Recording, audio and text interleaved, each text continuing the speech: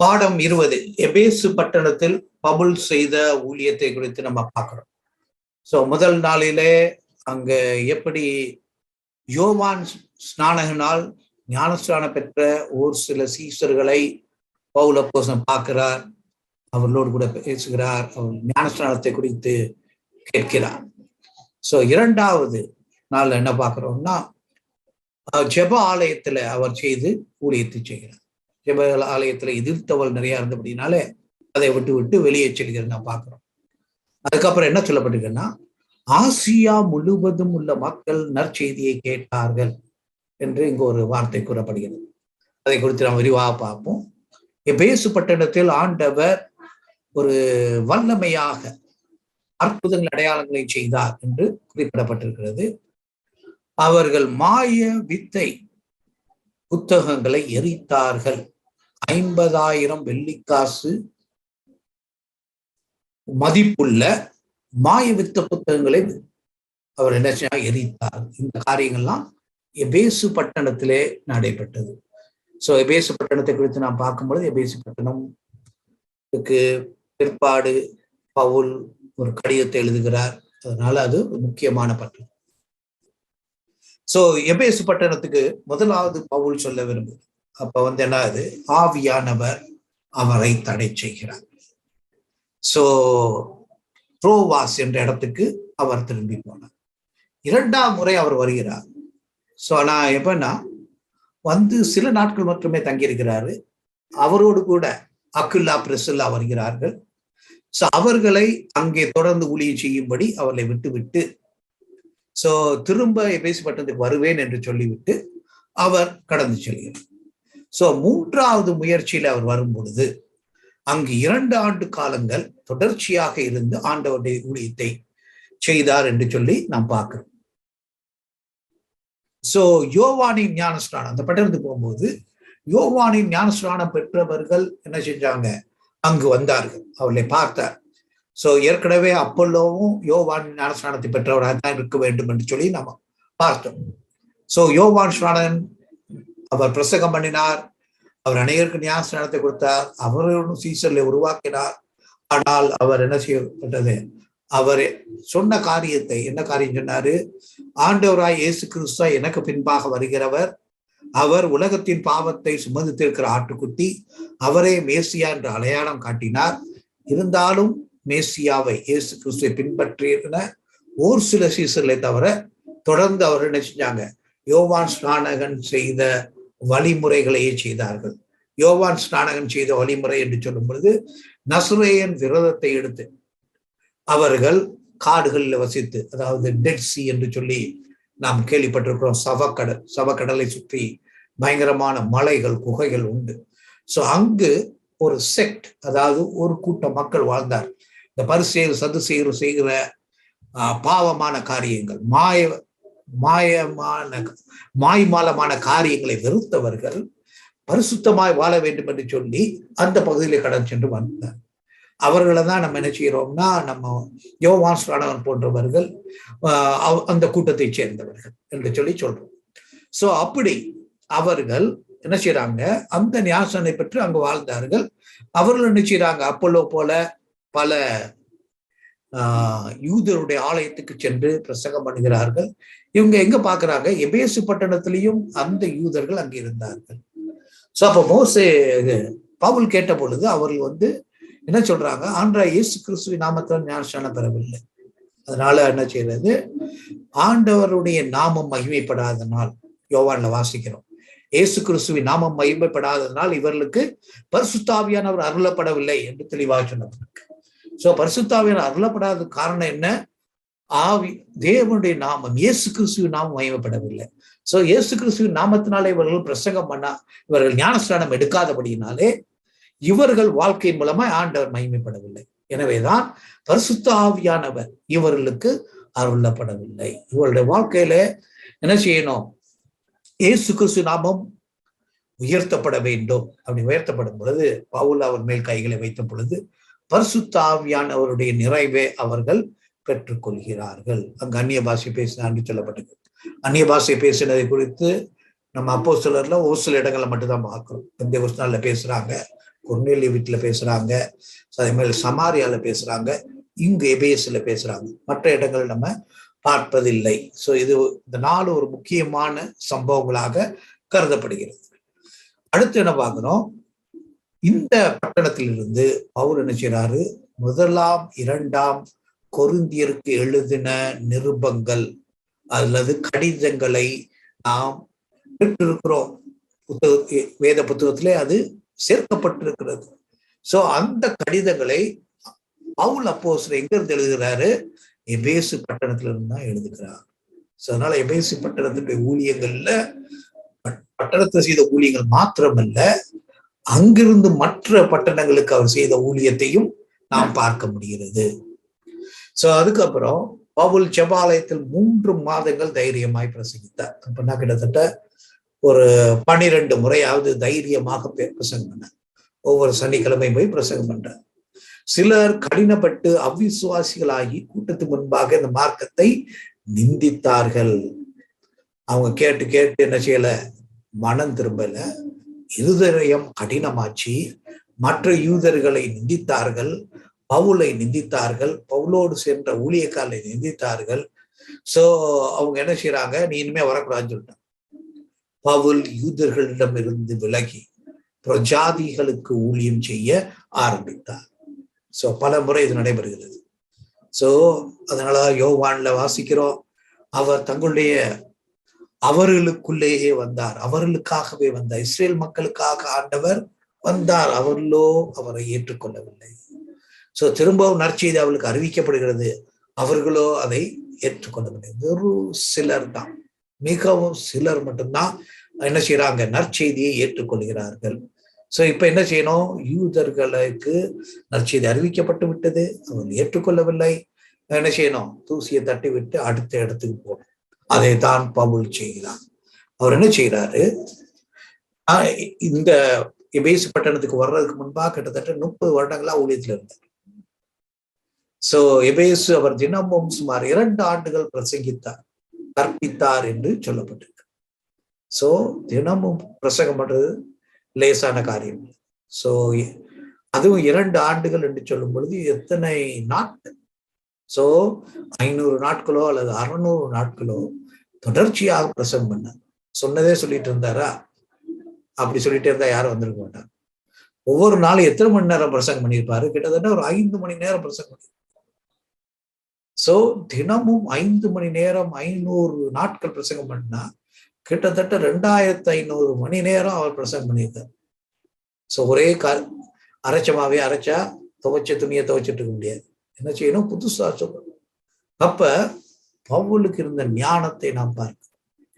So பழைய ஏற்பாட்டை குறித்த ஞானம், அந்த மக்களுடைய தேவைகளை குறித்த ஞானம், எப்படி நற்செய்தியை அவர்களுக்கு அறிவிக்க வேண்டும் என்ற ஞானம் பவுலுக்கு இருந்தது.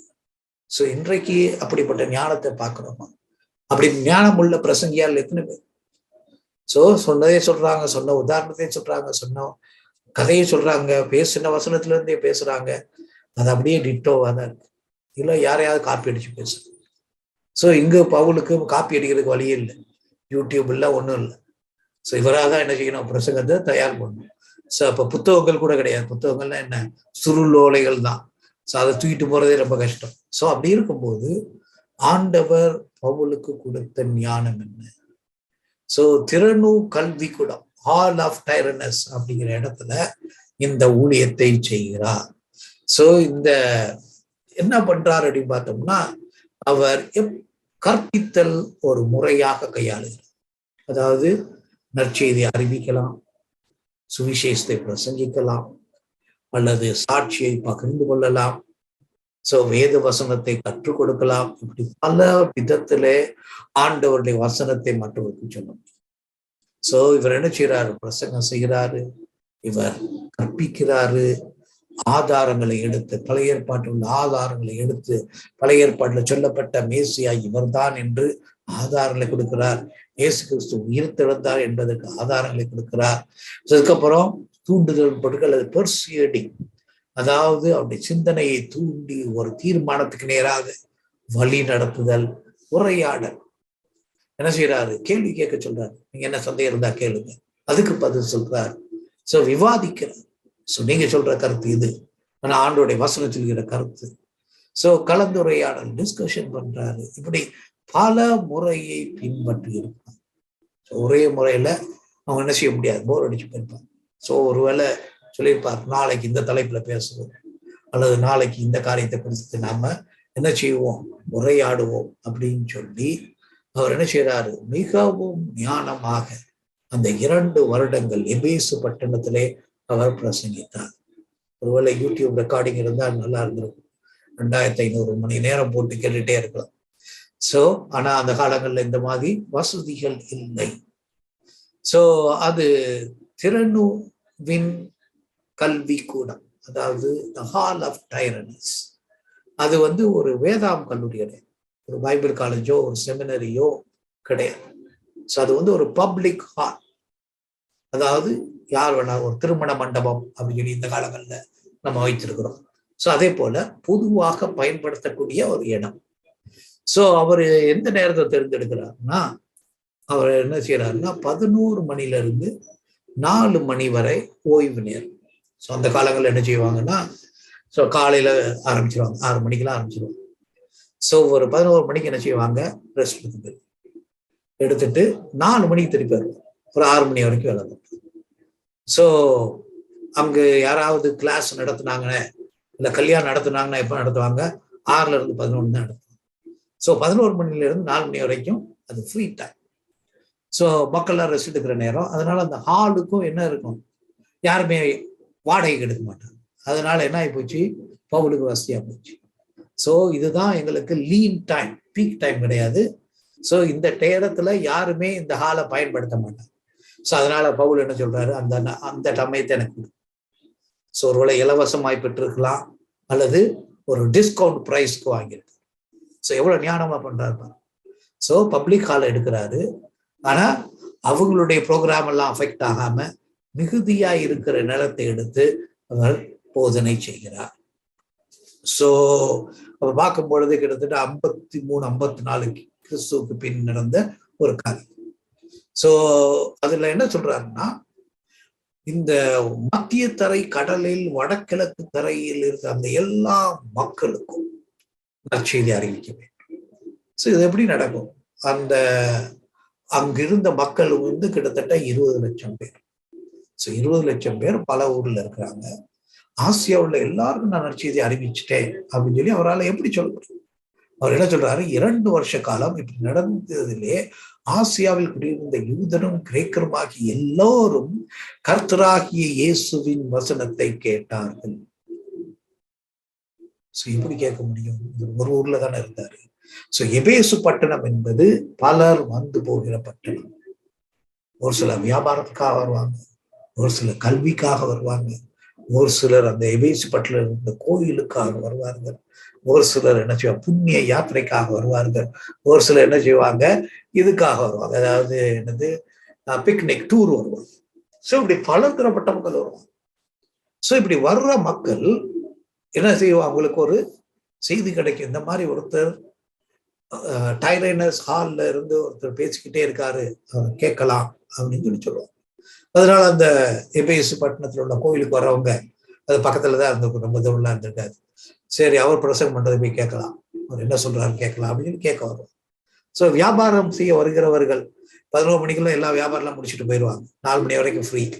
ஸோ நேரம் தூக்கம் வராது, அப்பெல்லாம் ஏசிலாம் கிடையாது போய் தூங்குறதுக்கு. ஸோ வெயில் காட்டாதிகமா, சரி சும்மா உட்காந்துருக்கு, நம்ம யூதர்கள் பிரசங்கியார் ஒருத்தர் இருக்கிறாரா, அவர் என்ன பேசுறாரு போய் கேட்கலாம் அப்படின்னு சொல்லி. ஸோ இந்த பகுதியிலிருந்து அநேக மக்கள் கேட்டவர்கள் என்ன செய்யறாங்க, திருப்பி போய் சொல்றாங்க, நாங்க எபேசு பட்டணம் போனோம்ல, ஒரு விசித்திரமான காரியம் நடந்தது. ஸோ ஹால் ஆஃப் டைரனஸ் ஒரு இடம் இருக்கு, அங்க போய் நாங்க என்ன செய்யறோம் கேட்டோம் அப்படின்னு சொல்லி அவள்கிட்ட போய் நண்பர்களுக்கு சொல்லுவாங்க, உறவினருக்கு சொல்லுவாங்க, வீட்டுல உள்ளவங்களுக்கு சொல்லுவாங்க. அதனாலதான் லூக்கா தைரியமாக எழுதுறார். அவர் 2 வருஷத்துல அந்த பகுதியில் உள்ள எல்லா மக்களும், அதுல பிரதானமான மக்கள் நிச்சயமாக எபேசுக்கு ஒரு முறையாக வந்திருப்பார். அந்த ஒரு முறை வருகிற சமயத்துல கூட 2-3 நாள் தங்கியிருப்பாங்க. 2-3 நாள் தங்கினவர்கள் குறைந்தது ஒரு நாளாவது பவுலின் பிரசங்கத்தை கேட்டிருப்பார்கள்.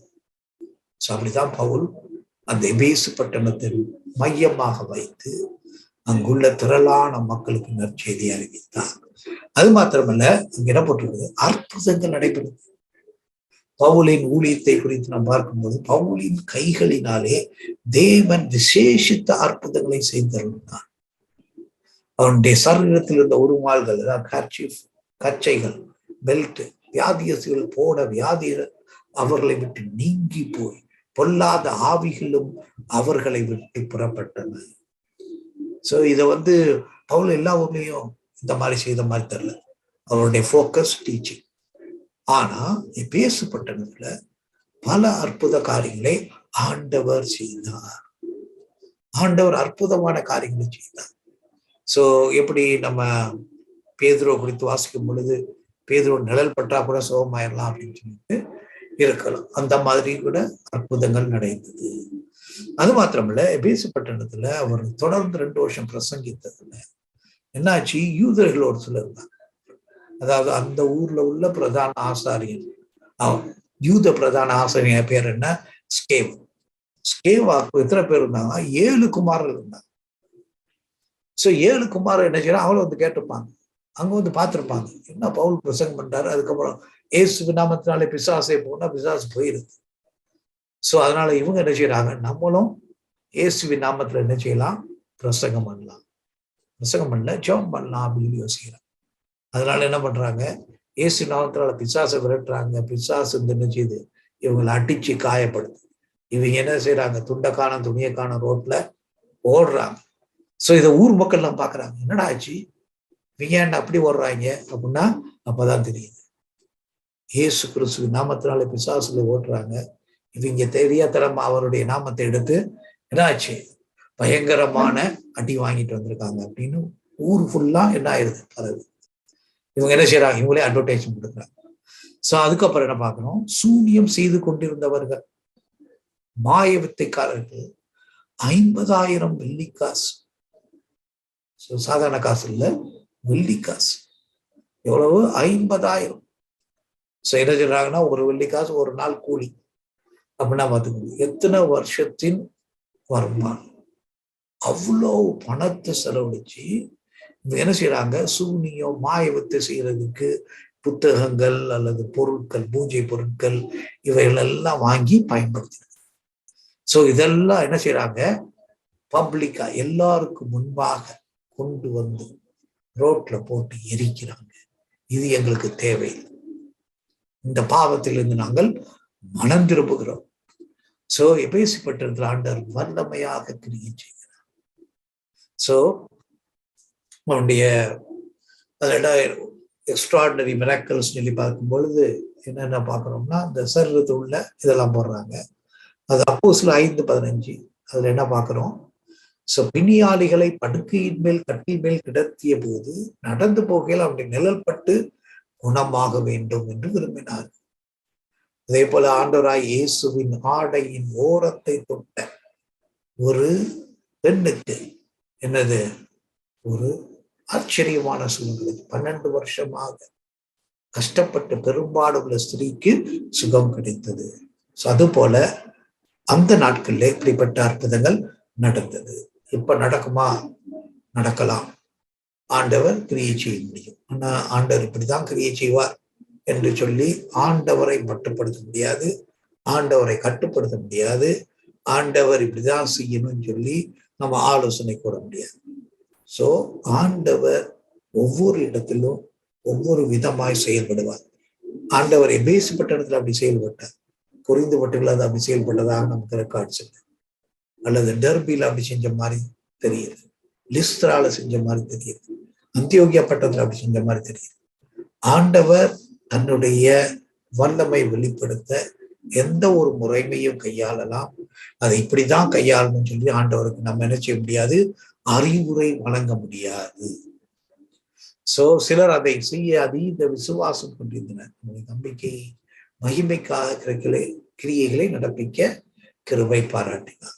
சோ எப்படின்னா, அந்த பெரும்பாடுள்ள ஸ்திரீ என்ன நினைக்கிறா, நான் இந்த வஸ்திரத்தை தொட்டா எனக்கு சுகம் கிடைக்கும். வஸ்திரத்தை எத்தனையோ பேர் தொட்டா அவர் மேல மோதி இருப்பாங்க, ஆனாலும் அவர்களுக்கு வல்லமை வரவில்லை. ஆனா இவன் என்ன செய்யறாரு, ஒரு விசுவாசத்தோடு தோணும். அது ஒரு மூட நம்பிக்கைன்னு கூட சொல்லும்.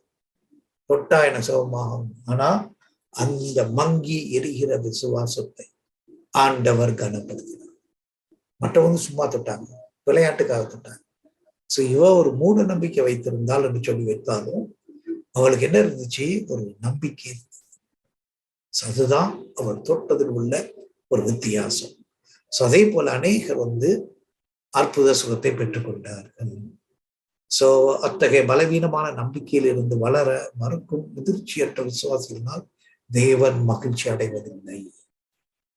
சோ இன்னும் என்ன நினைக்கிறாங்க, இப்பெல்லாம் சுகம் இல்லாம போது அப்பெல்லாம் போய் தொடரும் அப்படின்னு சொல்லி யோசிக்கிறாங்க. சோ அப்படியே விசுவாசத்திலே அவள் வளர வேண்டும். சோ தோமா ஆண்டவர் சொல்றாரு, கண்டு விசுவாசிப்பதை காட்டிலும் காணாமல் விசுவாசிப்பது மேலானது. சரி, நீ கண்டு விசுவாசிப்பேன்னு சொன்ன, உனக்காக மீண்டும் என்ன செஞ்ச, உனக்கு தரிசனம் ஆயிட்டு. ஆனா மீண்டும் மீண்டும் தரிசனம் ஆயிட்டே இருக்க முடியாது. ஆண்டு மீண்டும் மீண்டும் தரிசனம் ஆவாரா? இல்லை, ஒரு தடவை தான் தரிசனம். சோ அதனால முதிர்ச்சி அடைய வேண்டியது நம்முடைய பொறுப்பு. சோ இது எப்பொழுதாவது நிகழ்கின்ற ஒரு காரியமாக இருக்கு. அதோட ஸ்கேவானின் மகன்களை பார்க்கும் பொழுது அது ஒரு முக்கியமான நிகழ்ச்சி. அவர் பிரதான ஆசிரியர் இருக்கிறாரு, அவருடைய 7 மகன்கள் இருக்கிறாங்க. இந்த 7 மகன்கள் என்ன செய்யறாங்க, பவுல் செய்வதை பார்க்கிறாங்க. சோ பவுல் செய்வதை பார்த்து இவங்க காப்பி அடிக்கிறாங்க. என்ன காப்பி அடிக்கிறாங்க, என்ன சொல்றாங்க, ஆண்டவராய் இயேசு கிறிஸ்துவில் அவர் அறியவில்லை, இயேசு கிறிஸ்துவை விசுவாசிக்கவில்லை, அவர்கள் பெயர்கள் ஜீவ புத்தகத்தில் எழுதப்படவில்லை, அவரை அறியாமலும் தெரியாமலும் நம்பாமலும் பேய்களை விரட்ட முயன்று. இயேசு கிறிஸ்துவை அறியவும் இல்லை, அவர் யார் என்று தெரியவும் இல்லை, அவரை நம்பவும் இல்லை. அவங்க நினைச்சாங்க இயேசு கிறிஸ்து நாமத்தை சொன்னாலே, இது நாமங்கிறது ஒரு மந்திரம். இயேசு கிறிஸ்துவின் நாமம் என்பது அவர்களுக்கு ஒரு மந்திரம். அந்த மந்திரத்தை சொன்னா என்ன பண்ணிடுவார், பிசாசுனா ஓடிப்போம். ஆனா பிசாசு என்ன செய்யுது, பதில் கொடுக்குது. என்ன பதில் கொடுக்குது, இயேசுவை அறிவேன், பவுலையும் அறிவேன், நீங்கள் யாருக்கு. சோ இதான் இன்ட்ரெஸ்டிங். ஆண்டா இயேசு கிறிஸ்து பிசாசுக்கு தெரியுது. அதோட இன்னொன்னு என்ன தெரியுது, பவுலையும் தெரியுது. பவுல் யாரு, தேவனுடைய பிள்ளை, ஆண்டவருடைய பிள்ளையா இருக்கனால, அவனுடைய பெயர் ஜீவ புத்தகத்தில் எழுதப்பட்டிருக்கனால பிசாசுக்கு தெரியுது. சோ அதனாலதான் பயப்படுறோம். சோ தேவனால் அறியப்பட்ட யாரு, பவுல் யாரு, தேவனால் அறியப்பட்ட. அதனாலதான் அந்த பிசாசு ஓடு. சோ நாம் தேவனால் அறியப்பட்டவர்களா இருக்கிறோம். நாம் அவரை அறிந்து கொள்வது உண்மைதான், அவராலும் நாம் அறியப்பட்டிருக்கிறோம். சோ இதுதான் ரொம்ப முக்கியமானது. ஆண்டவராய் இயேசு கிறிஸ்துவால் நாம் அறியப்பட்டிருக்கிறோம். ஒருவேளை நம்முடைய முதலமைச்சர் அல்லது நம்முடைய தேசத்தின் பிரசிடென்ட் அல்லது பிரைம் மினிஸ்டர் அவருடைய போட்டோவை பார்த்தது நம்ம சொல்லிடுவோம், ஓ இவர் தான், இவர் அவர் வீடியோல வந்தாருன்னா அல்லது டிவியில வந்தாருன்னா இவர் பெயர் எனக்கு தெரியும். அவரை நாம் அறிந்திருக்கிறோம் அல்லது அவர் பெயரை அறிந்திருக்கிறோம். ஆனால் அவர் நம்மை அறியவில்லை, அவர் நம்மை அறியவில்லை. உலகத்துல நம்ம நிறைய பேரை நம்ம அறிந்திருக்கிறோம், ஆனா அவர்கள் நம்மை அறியவில்லை. ஆனா ஆண்டவருடைய தொடர்பு வித்தியாசம். எப்படி வித்தியாசமானது, நாம் அவரை அறிந்திருக்கிறோம், அவரால் அறியப்பட்டிருக்கிறோம். அதனாலதான் பைபிளை வாசிக்கிறோம், அவர் என்ன செய்யறார், நம்மளை பெயர் சொல்லி அழைக்கிறார். நம்ம பெயர் அவருக்கு தெரியும், நம்மை பெயர் சொல்லி அழைக்கிறார். சோ நம்முடைய வழிகளை அறிந்திருக்கிறார். என் ஆடுகள் என் சத்தத்திற்கு செவி கொடுக்கிறது, நான் அவைகளை அறிந்திருக்கிறேன், அவைகள் எனக்கு பின் செல்கிறது. சோ ஆண்டவர் நம்முடைய பெயரை அறிந்திருக்கிறார், நம்மை அறிந்திருக்கிறார், நம்முடைய எதிர்காலத்தை அறிந்திருக்கிறார், நம்முடைய சூழ்நிலையில அறிந்திருக்கிறார். சோ நாம் தேவனால் அறியப்பட்டவர், பவுல் தேவனால் அறியப்பட்டவர். ஆனால் ஸ்கேவாவுடைய மகன்கள் தேவனால் அறியப்பட்டவர்கள் அல்ல, பரலோகத்தில் அறியப்பட்டவர். லூக்கா 10:20 நம்ம வாசிக்கிறோம். என்ன சொல்றாரு, சீஷர்கள் சொல்றாங்க, 70 பேர் அனுப்புறாரு, 2 பேரா. அவங்கெல்லாம் போய் அற்புதங்கள் அடையாளங்கள்லாம் செய்யறாங்க. வந்து ரொம்ப ஆச்சரியப்பட்டு சொன்னாங்க. ஸோ ஆண்டவர் என்ன சொன்னாரு, ஆவிகள் உங்களுக்கு கீழ்ப்பிடிக்கிறதுக்காக நீங்கள் சந்தோஷப்படாது,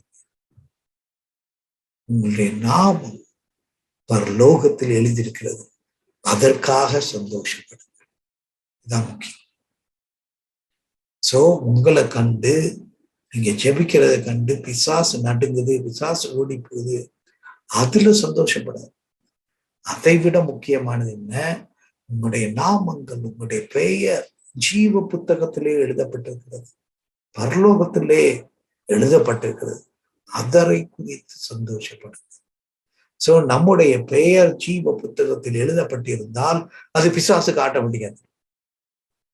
சோ அதனால நம்முடைய நாமம் அங்கு எழுதப்பட்டிருக்கிறதுனால பிசாசு நம்மளை கண்டு நாம் ஜெபிக்கும் பொழுது, நாம் பிசாசுகளை விரட்டும் பொழுது ஓடி போவான். ஸ்கேவாவின் குமாரர்கள் நாமம் பரலோகத்தில் எழுதப்படவில்லை. அதனால பிசாசில் கேட்குது, நீ யாரு, எனக்கு தெரியாது. சோ ஆண்டவரால் நாம் அறியப்பட்டவர் என்றால் பிசாசுகளாலும் அறியப்பட்டவர். பிசாசு எதுக்காக தெரிஞ்சு வச்சிருக்கிறான், இவனோட மோதக்கூடாது, வம்ப விலைக்கு வாங்கக்கூடாது அப்படின்னு சொல்லி நம்ம பேரை அவன் தெரிஞ்சு வச்சிருக்கான். சோ நம்மளை காட்டிலும் அவனுக்கு அறிவு அதிகம். என்ன அறிவு, நம்மள்ட்ட வல்லமை அதிகமா இருக்குன்னு சொல்லி நம் வல்லமை பெற்றவர்கள் ஆண்டவருடைய பிள்ளைகள் என்பதை அவன் தெளிவாக அறிஞ்சிருக்கான். ஆனா நமக்கு பல நேரம் விசுவாச குறைவு ஏற்படுது, நமக்கே சந்தேகம் வருது. சோ பூமியில் அறியப்பட்டவர்கள், சீஷர்கள் கிறிஸ்தவர்கள் என்று அழைக்கப்படுகிறார்கள். பூமியிலே அறியப்பட்டவர்கள். எப்படி பூமியில அறியப்பட்டவர்கள்? அப்போஸ்தலர் 11:26 என்ன பார்க்கிறோம், அவர்களை கிறிஸ்தவர் என்று சொன்னார்கள். கிறிஸ்துவை பின்பற்றுகிறவர்கள், கிறிஸ்துவின் சித்தத்தை செய்கிறவர்கள், அவர்களை என்ன செய்யறாங்க, சீஷர்கள், இயேசுவின் சீஷர்கள் ஆகையால் கிறிஸ்தவர்கள் என்று அழைக்கப்பட்டார். சோ தேவனால் அறியப்பட்டவர்கள், பரலோகத்தால் அறியப்பட்டவர்கள், பூமியிலே அறியப்பட்டவர்களாய் இருக்கிறோம். அது மாத்திரமல்ல, நரகத்தில் அறியப்பட்டவர். சோ பலவீனமான விசுவாசம் உள்ளவர்கள் உட்பட அனைத்து விசுவாசிகளுக்கும் சாத்தான் பயன்படுகிறான். சோ ஏன் அப்படி சொல்றோம்னா, உலகத்துல யுத்தம் நடக்குது. ஒருவேளை இப்ப யுக்ரைனுக்கும் ரஷ்யாவுக்கும் யுத்தம் நடக்குது, ஒரு நாள் அந்த யுத்தம் முடிஞ்சு போயிடும். ஒருவேளை ரஷ்யா யுத்தத்துல ஜெயித்து விட்டால் என்னாகும், உக்ரைன்ல உள்ள பட தளபதி கூட, ஜெனரல் கூட ரஷ்யாவுடைய சிப்பாயின் கட்டளைக்கு கட்டுப்பட்டாங்க. அதான் உண்மை. சோ ஒரு நாடு இன்னொரு நாடை தோற்கடித்தால், தோற்கடிக்கப்பட்ட நாட்டின் முக்கியமான தலைவர்கள் கூட என்ன செய்யணும், ஜெயித்த நாட்டில் உள்ள மக்களுக்கு என்ன சொன்னாலும் கீழ்ப்படிய வேண்டும். அதுதான் நீதி. அதே போலதான் நாம் ஆண்டவருடைய சேனையில ஒரு சிப்பாயா இருக்கலாம், ஒரு சிறுவரா இருக்கலாம், ஆனால் சாத்தானின் சேனையை நம்மை கண்டு நடுங்கும். நாம் சொல்வதற்காக கீழ்ப்படிய வேண்டும்.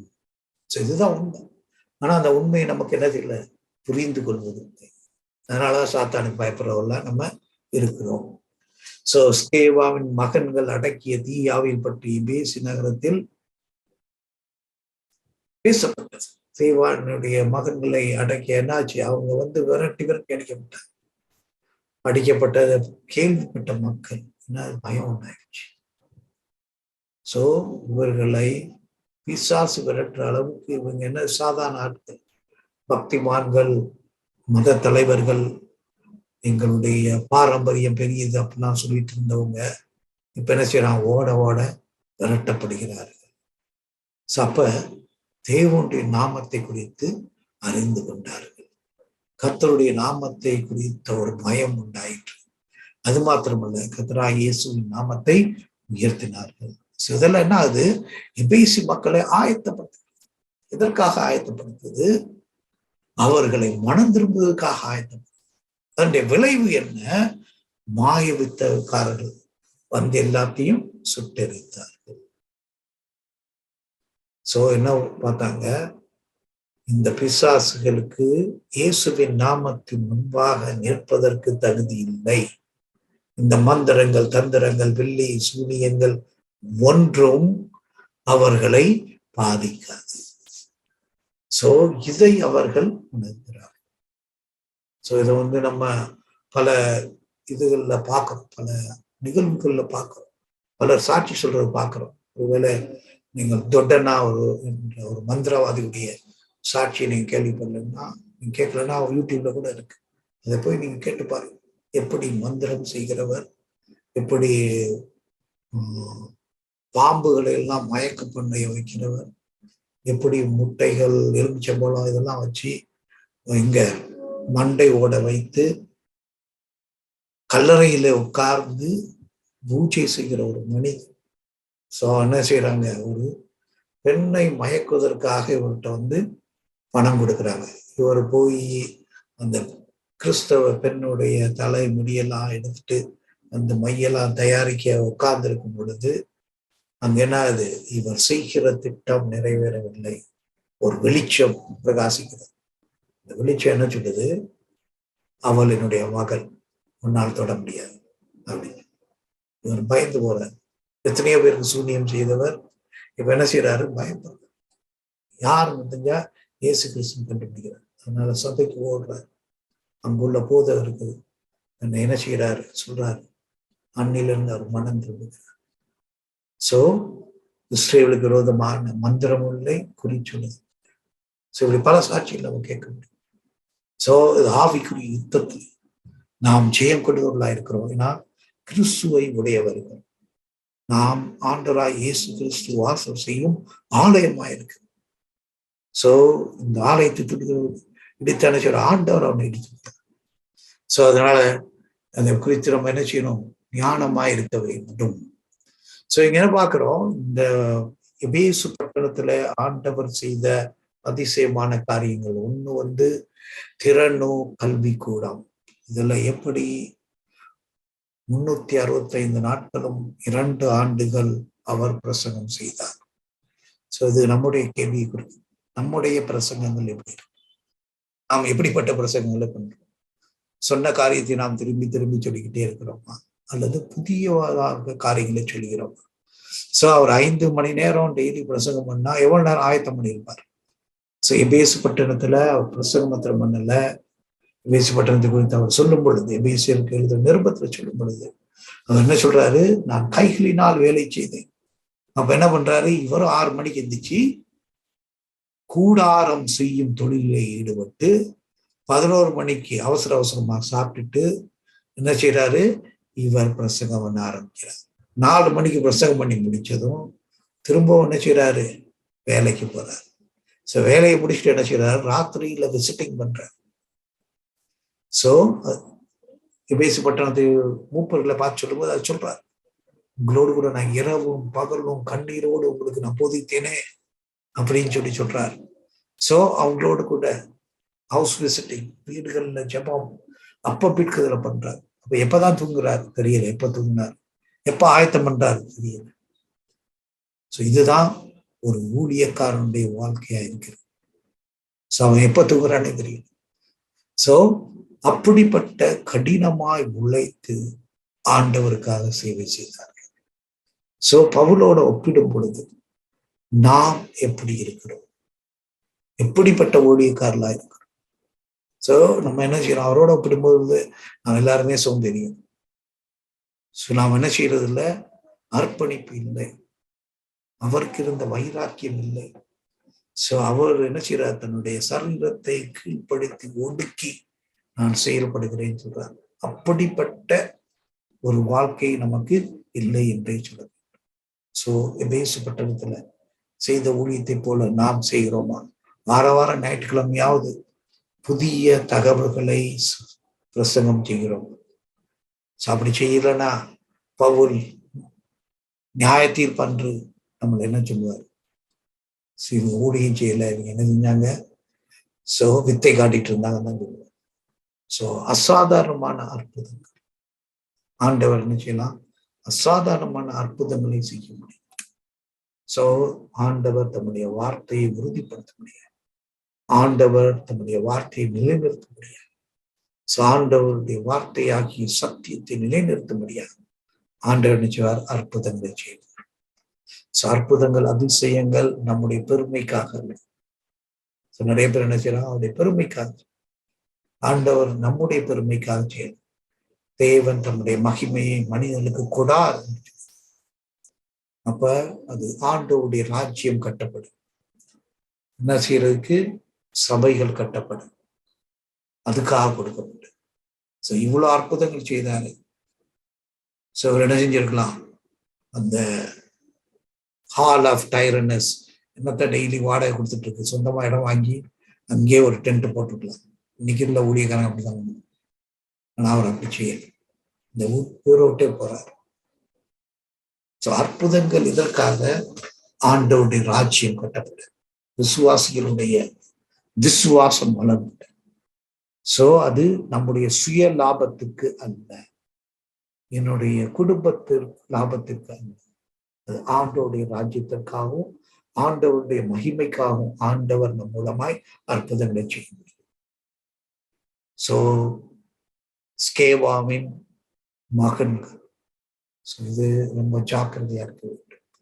நாம் தேவனால் அறியப்பட்டவர்களா, எங்கும் அறியப்பட்டவர்களா இருக்க வேண்டும். எங்கும் அறியப்பட்டவர் என்று சொல்லும் பொழுது பரலோகத்திலே அறியப்பட்டவர்கள், நரகத்திலும் அறியப்பட்டவர்கள், பூமியிலும் அறியப்பட்டவர்கள். ஆண்டவரை அறிந்திருக்கிறவர்கள், ஆண்டவரால் அறியப்பட்டவர்கள், பரலோகத்தில் அறியப்பட்டவர்களா இருக்கு. தெய்வ தூதர்கள் முன்பாக நாம் ரட்சிக்கப்பட்ட பொழுது ஆண்டவர் கொண்டாடினார். நம்முடைய நாமம் ஜீவ புத்தகத்தில் எழுதப்பட்டிருக்கு. நம்முடைய நாமம் ஜீவ புத்தகத்தில் எழுதப்படும் பொழுது பிசாசும் அதை அறிந்திருக்கு, நரகத்திலும் அறியப்பட்டவர்கள். அதன் விளைவாய் ஆண்டவரால் அறியப்பட்டோம் என்ற வாழ்க்கையின் உண்மைத்தன்மை எப்படி வெளிப்படுகிறது? உலகத்திலும் அறியப்பட்டது. எப்படி உலகத்தில் அறியப்பட்டிருக்கிறோம்? மற்றவர்கள் நம்மை கிறிஸ்துவின் சீஷர்களாக காண்கிறார், கிறிஸ்துவின் சுபாவம் உடையவர்களாக காண்கிறார்கள். அது அப்பதான் என்ன அர்த்தம்? நாம் உலகத்திலும் ஆண்டவருடைய நாமத்தினால் அறியப்பட்டவர்கள். இந்த 3 இடத்தில் நாம் அறியப்பட்டவர்களா இருக்கிறோமா அப்படின்னு சொல்லி நம்ம கேட்க வேண்டும். நாம் இருக்கிற பட்டணமே நமக்கு எபேசு பட்டணம். இந்த எபேசு பட்டணத்துல பவுல் செய்தது போல ஆண்டவர் நம்மையும் செய்ய பயன்படுத்த வேண்டும் என்று சொல்லி ஜெபிக்க வேண்டும். அப்பதான் ஆண்டவர்னு சொல்லி, ஒன்று சரியான போதனைகள், ஆண்டவர் செய்கிற அற்புதங்கள், பிசாசின் கிரியைகள் அழிக்கப்படும். இந்த 3 எபேசு பட்டணத்துல வல்லமையாக நடைபெறுகிறது. அதே போல நம்முடைய பட்டணத்தில் நடைபெற வேண்டும். அதற்கு நாம் கர்த்தருடைய ஆயுதங்களாக இருக்க வேண்டும்.